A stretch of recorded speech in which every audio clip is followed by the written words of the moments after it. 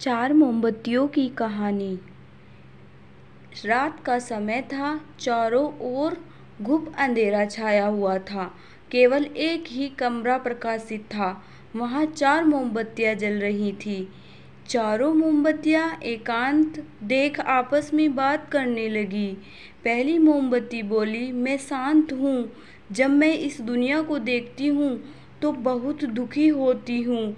चारों ओर आपाधापी, लूट खसोट और हिंसा का बोलबाला है। ऐसे में यहाँ रहना बहुत मुश्किल है। मैं अब यहाँ और नहीं रह सकती।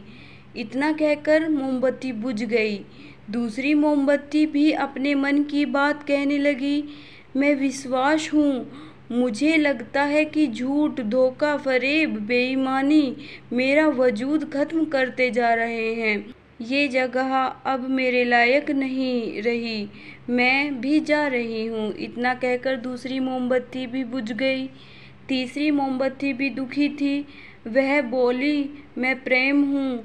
मैं हर किसी के लिए हर पल जल सकती हूँ, लेकिन जब किसी के पास मेरे लिए वक्त नहीं बचा, स्वार्थ और नफरत का भाव मेरा स्थान लेते जा रहा है। लोगों के मन में अपनों के प्रति भी प्रेम भावना नहीं बची।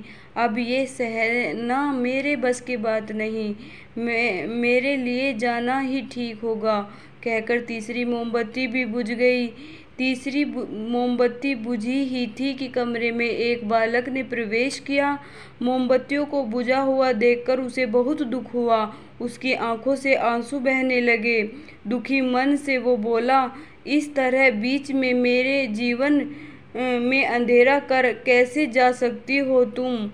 तुम्हें तो अंत तक पूरा जलना था, लेकिन तुमने मेरा साथ छोड़ दिया। अब मैं क्या करूँगा? चौथी मोमबत्ती। बालक की बात सुनकर चौथी मोमबत्ती बोली, घबराओ नहीं बालक, मैं आशा हूँ और मैं तुम्हारे साथ हूँ।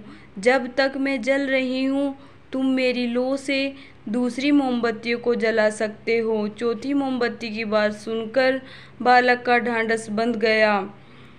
और सीख, जीवन में समय एक सा नहीं रहता। कभी उजाला रहता है तो कभी अंधेरा। जब जीवन में अंधकार आए, मन को अशांत हो जाए, विश्वास डगमगाने लगे और दुनिया पराई लगने लगे, तब आशा का दीपक जला लेना। जब तक आशा के दीपक जलता रहेगा, जीवन में कभी अंधकार नहीं हो सकता। आशा के बल पर जीवन में सब कुछ पाया जा सकता है। इसलिए आशा का दीपक हमेशा जलाए रखना। Bye bye kids. Thank you for watching.